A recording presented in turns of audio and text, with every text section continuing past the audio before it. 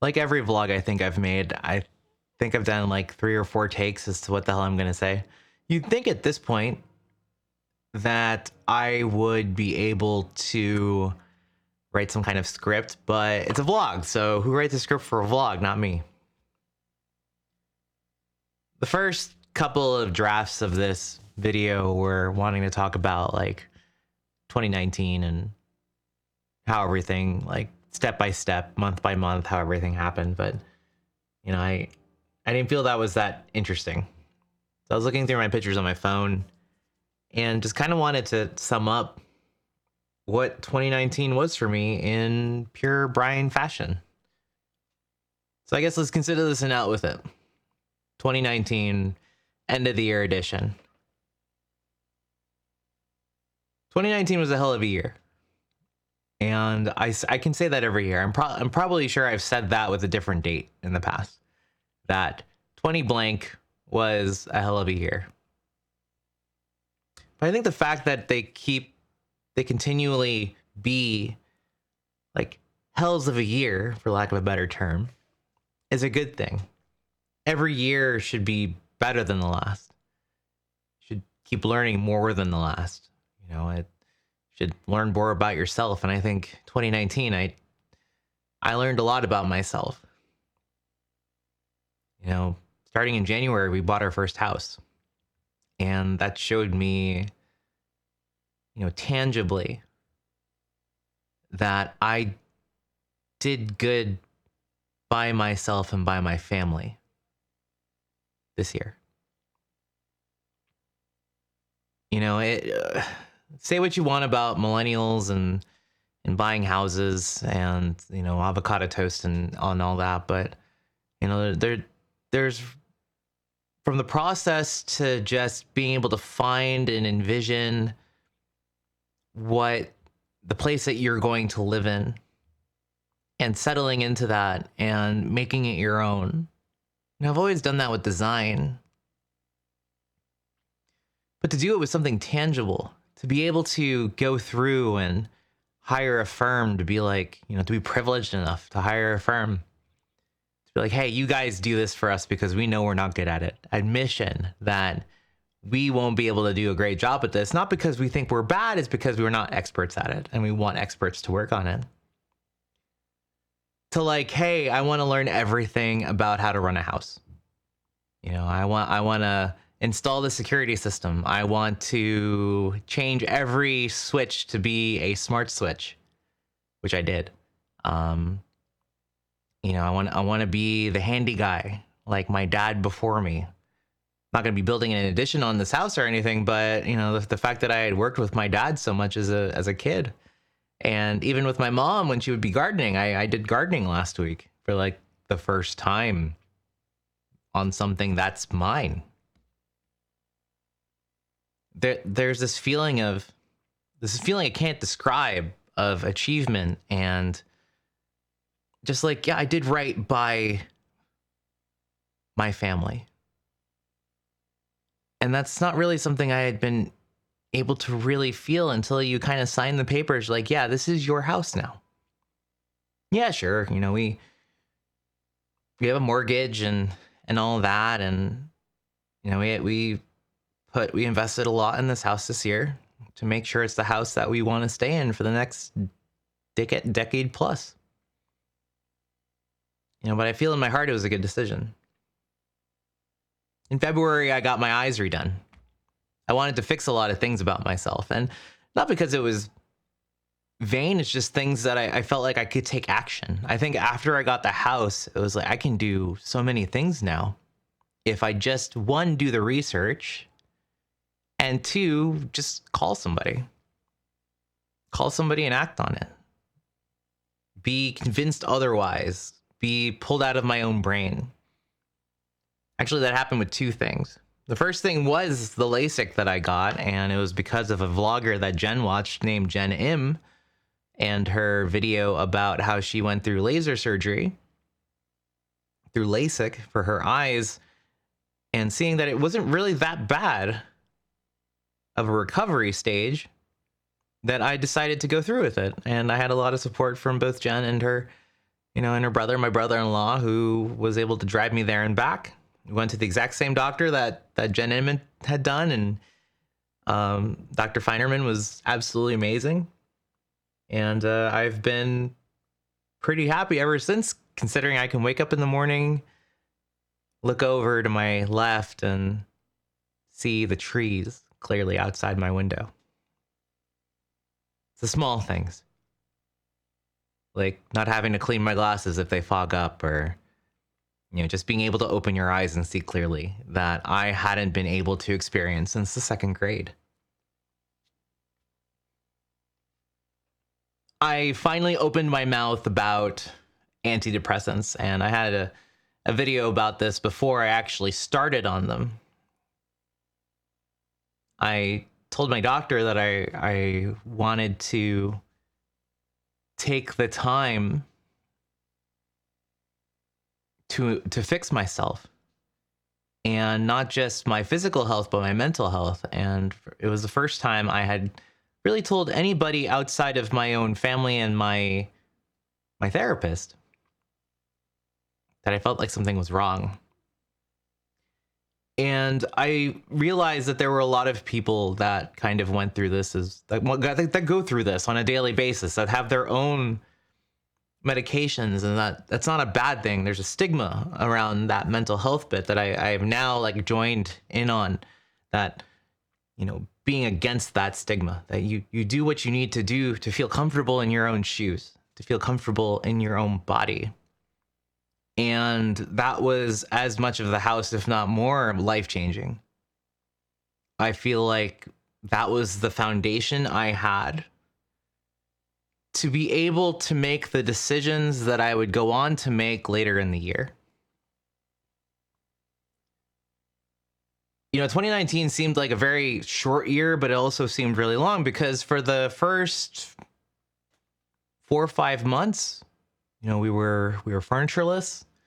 I didn't stream because I didn't feel right about doing so, but I was improving myself. I started to release YouTube videos. I started to learn about photography. I started to learn about videography, creative technology. Something that I've always liked. I had a DSLR back when like Flickr launched, way back in the last decade. And, but I never really kind of went in and explored what I could do with it, what kind of products were out there, what the terminology meant. I always was self-taught, and stubbornly self-taught.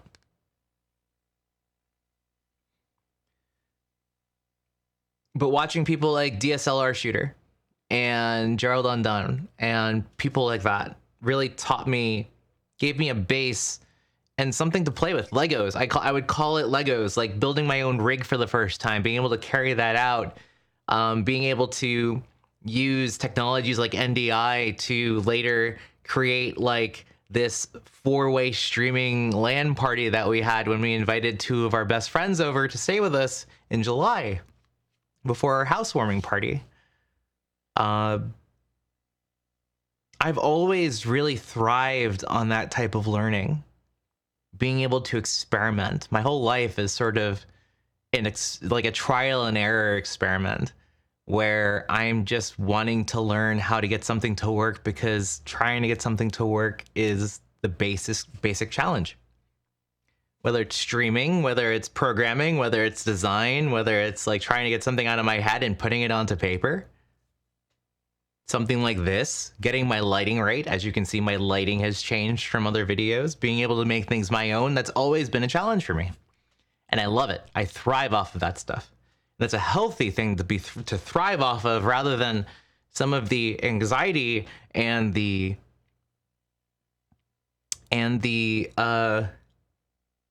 ambition, the jealousy that I would thrive off of.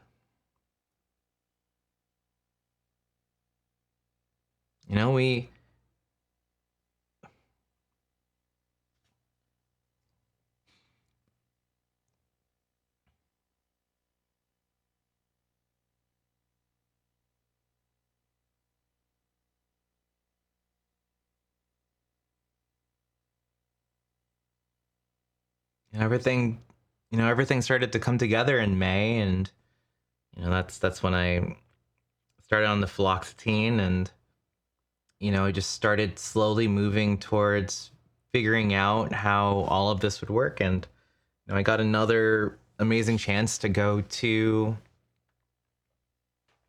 San Francisco to cover the release of Final Fantasy XIV's newest expansion. And that's sort of another point entirely. Not just Final Fantasy XIV, but I think the way I held streaming in general. And I'm going to be hitting my 5th year of partnership on Twitch next year. Like I worked in the web for 12 years, and I think that's a really long time, but I'm halfway through that. I started streaming about a year before, 10 months before I got partnered. So almost 6 years. And the amount of changes I've had to go through and the comfort level I've had to achieve, the things I did because I thought they were for myself, the people I would meet and kind of tie myself to, that stuff has changed. I think it's all about comfort. And there was a point this year where I broke down, and there was 2 parts of it. There was a part where my medicine wasn't doing what it needed to anymore. It seems like my system had gotten used to it. So I told my doctor that it doesn't seem to be working anymore. So I doubled my dosage. I went from 20 to 40. The other portion of that was multi-tiered, and that was on the social aspect. The entertainment business is really, it's something weird for somebody like me who, if we could be having this discussion face to face. If you're watching this right now and you came to talk to me and say, hey, can you repeat the same things that you said in your vlog? I could be like, yeah, of course, because this is how I talk. I don't have a persona.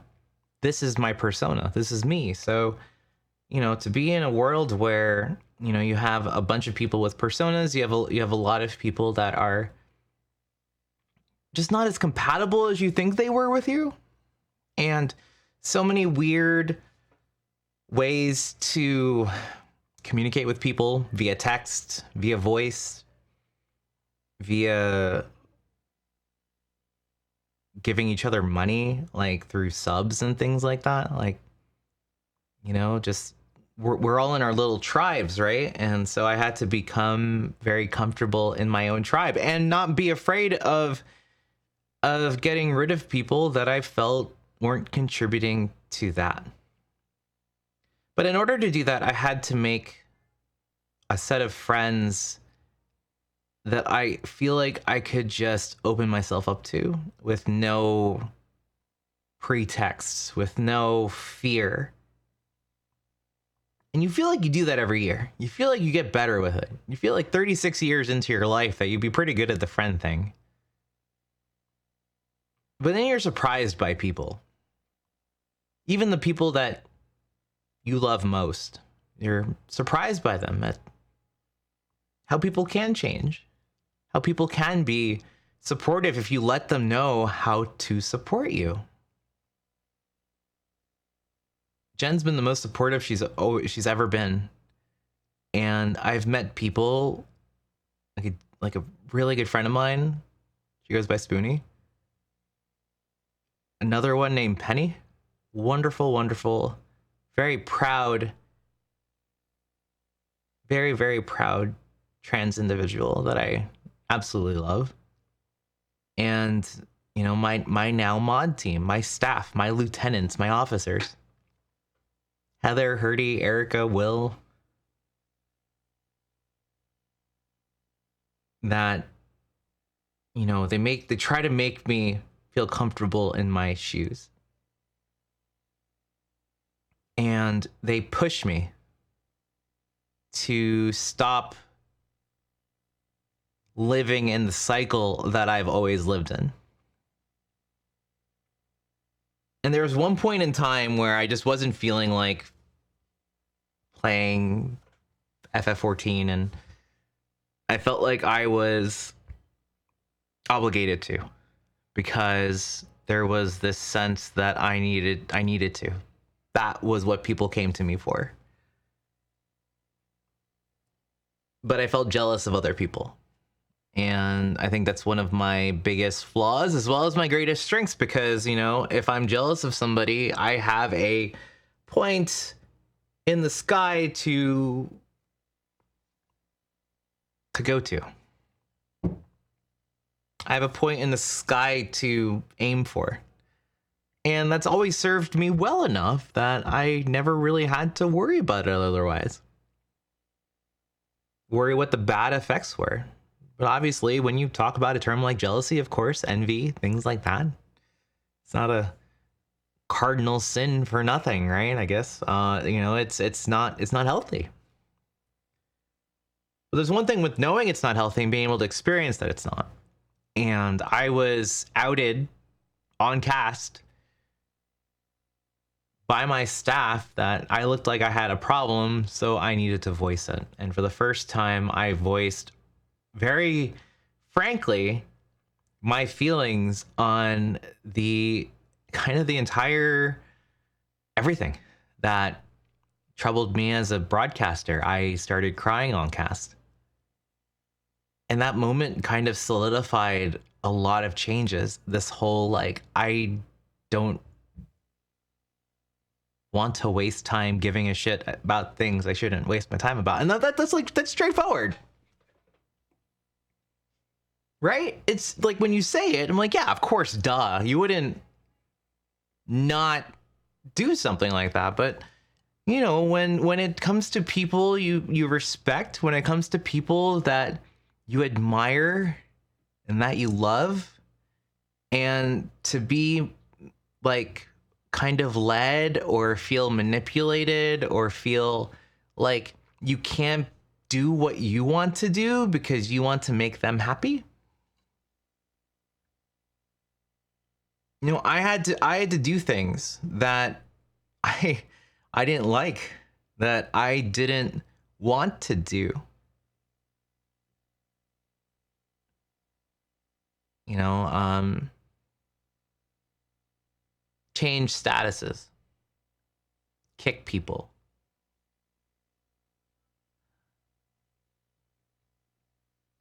unfollow people, get off Twitter again for a little bit. Focus.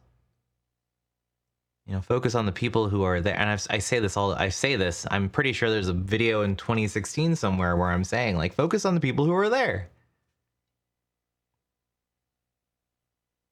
But it's, you know, it's one thing to do that, and then it's one thing to do that and take the easy way out. Like, this person's a bad actor.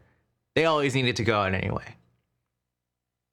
And then take the people who are, or the things you would do that are a step above that and act on that, which is exponentially harder to do.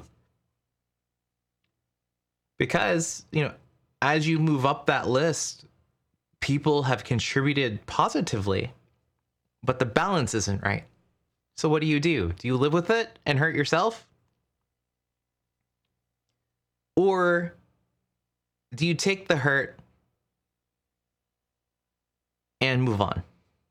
Take the temporary hurt and move on. So I chose the latter, and I jumped into Destiny. I'd been playing Destiny for a while now, and I had gotten into it like really feverishly before Forsaken came out last year. But something about the allure, and another thing about 2019 is just the fact that so many things that, and I remembered so many things from my childhood. And, you know, even like the last decade, the knots that I used to do that I completely forgot about. Like, I used to play a lot of FPS games, and I was pretty damn good at them. So much so that when I said my gamer tag on my old gamer tag, Cinecide, on cast, that 3 people, 2 of them who are my staff, recognized it. Small damn world, but that's, just this is the way it went. And it I think back to what, how I'd introduced myself, and, when I was getting into Dark Souls and when I played JRPGs, and I love JRPGs, but like I almost excommunicated FPSs from my life. And for some reason, Destiny felt weird because it wasn't, I wasn't anybody in the Destiny community. And I wanted to try to be somebody in the 14 community. I wanted to do something with UI, and I couldn't find a way to evolve my content other than reporting on UI things. So I stopped. I miss doing it, but I just don't feel confident in what I can do. I'm a great talking head, but when it comes to actually teaching people, we're all very opinionated about what we want out of, our different user interfaces that we work with on a daily basis. So it was like a good test, and I felt like I really needed that to be able to be comfortable, talking to a camera without anybody replying back to me live like I would on Twitch, being able to get used to this medium. But, plunging myself into Destiny really made me realize, like, getting back to basics, how much I love what Bungie does. And it's not like I don't love what Square does. I will always love 14. But there are things about the communities. There are things about the social hierarchy when you're a content creator that matter. If you want to be the person that's covering things, that's trying to make some kind of name for themselves, then you have to play the game. I didn't want to play the game anymore. I hate the game.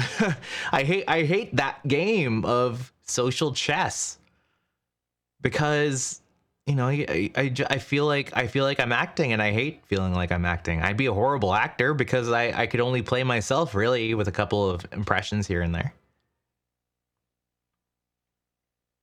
But I acted on a lot of things this year. If I didn't feel right about something, I acted on it. Much to the surprise of a good number of people, but to the pleasure of a lot more. Because it looked like I was more confident, I sounded happier, I was happier with what I was doing, and I found a group of people. My community had evolved to a point where, I realized, they made me realize that I could just do what I wanted to do, stream what I wanted to stream, and they would be there, and they proved it. I stopped looking at my numbers, and I stopped looking at them as a reflection of me. I incorporated my company. We started evolving Ava. I went without a camera for a couple of like maybe 4 months because it was too hot in this room. Like, there are a lot of things I felt like I wouldn't do because I had always done them, like, being on camera, and just went with it. And I all the fears that I had were in my own head. But on top of that, you had, I have a group of people of my core community who go out of their way to show their appreciation. And sure, it's not like appreciation in like fan art or I don't know, tweets or whatever, but we all get it in different ways. And the way I get it, even if it's like, hey, Brian's cute,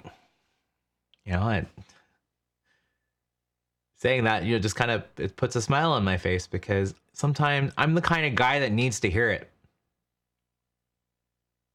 I realized this year that I need to hear praise, because it's something I never really got when I was growing up. So I can only assume the worst. I can only assume that nobody likes me. I can only assume, that I'm inferior. And it's not like this. It's a very blurred line between like seeking attention and getting praise. But I have to ride that line because there's something in there that's healthy, something in there that motivates me. You know, I always feel like, you know, if I don't communicate with people, that, you know, it's object permanence, right? Out of sight, out of mind. And I've been trying to get better at that, at just being able to know that somebody, especially in the Twitch community, you know, I still have their respect, even though I haven't talked to them in months or years. Because that was never a problem in the web industry. You know, I had the teams of people that I would meet, and I wouldn't talk to them for a couple of years, but I would never think, I think this person hates me now. There's something different about this Twitch community where you just want to be liked because everybody wants to be liked, and, you know, we want to be noticed by everybody else. Well, it's always going to be a problem, but at the same time,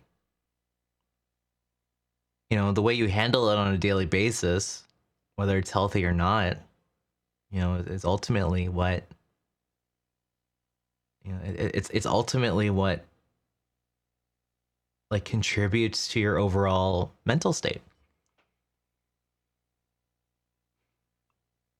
You know, I have people that tell me how much I mean to them. You know, it's not just people that are like my family. You know, it's my found family. And it feels so weird because it feels like, you know, it's like I need to be told I am great. But it's not that. It just shows that somebody cares, and, you know, it's nice when it's directed at you rather than seeing a subtweet about, please tell the person, you know, hey, I'm gonna get some cruft. Please tell the person, you know, tell a person that you love them. I mean, we all need a reminder sometimes, but, you know, then it becomes like, is anybody gonna do that to me? I'm rambling at this point, but, you know, we pretty much figured half an hour into this I'd be rambling. I've learned a lot this year in particular. And like I feel it in my bones that I've learned it. And, you know, part of it's the medication, part of it's this house. You know, part of it's being happy. Like yesterday, I'm recording this on Christmas Day. So Merry Christmas.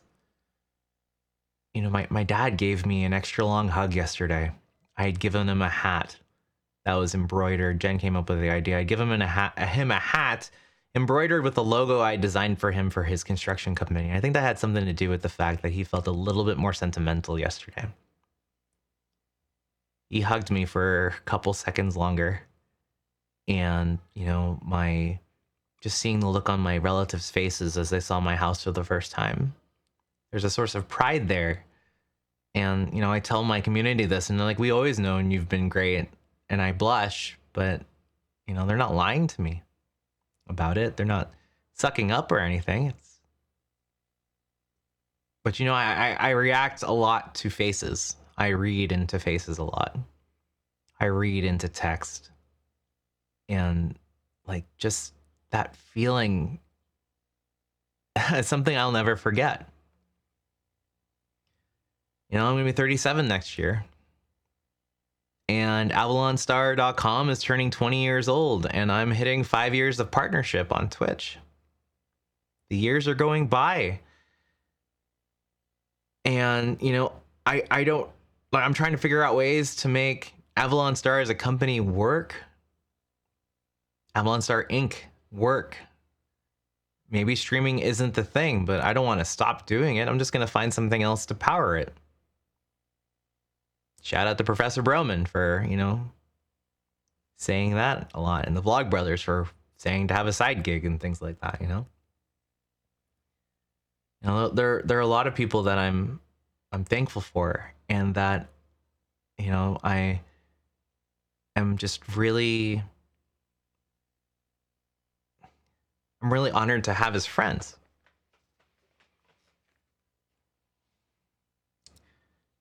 And I want you to know, even though that this video is ending 2019 for me and it's not the clip show, that it's something that has equal, if not more, feeling from me, meaning from me, emotion from me, because yeah, I've made so many of these videos and I've probably said, you could probably make a word cloud of all of the things I've said and it probably would align. But I feel like it's different. And, the people out there, you guys know who you are. You guys and gals and you fluids in between know who you are. I am privileged and honored to be able to do this, to be able to pick my destiny. No pun intended. And, be able to, on a daily, weekly, or monthly basis, be able to make decisions that feel right to me. Like investing in my own channel to get 60 emotes, or, having a person troll me and then become a pretty avid member of the community. Reaching out to the one person in 1,000 or 10,000 that are looking for me as the person they want in content creation. That aren't looking for an escape. That are looking for a support. That's what I want to be going forward. That's what I felt like I do best at. A lot of Twitch and YouTube is an escape. But nothing about 2019 was an escape for me. 2019, for me, Brian Veloso, was about support. Not just supporting people, but being supported by people actively. And what I want to do going forward is support them back in any way I can. That's the only way I know how to do any of this. It's the only way I know how to show thanks. And I think going forward, that has been a really great use of my time. And I think going forward, that'll be a really great use of 2020. I'm headed to Japan in a couple of days. And trips like that always kind of show me how much I love being a fan. I laugh louder now. We had our holy moment at E3. I think there's a lot. It's because of you that I laugh louder. It's because of you that I act out more. Because I have reason to. I feel more comfortable in my own skin. And I hope 2020 continues to be that. And it continues to be that for you too. I'm going to find some way for this to work. Whether I do one video a month or something like that. I like doing this. Because not only does it chronicle, but it also serves as a way to just get all of this out. No matter how many takes it takes. So I'll leave it at that. If you've made it to the end of this, thank you. It's a lot. But at the same time, I would do this in no other way. This is just the way I work. And if you happen to support me in any way, thank you. Thank you for a wonderful, life-changing 2019. And may we do more and be better, be more supportive, more empathetic, and just more awesome next year. But until next year,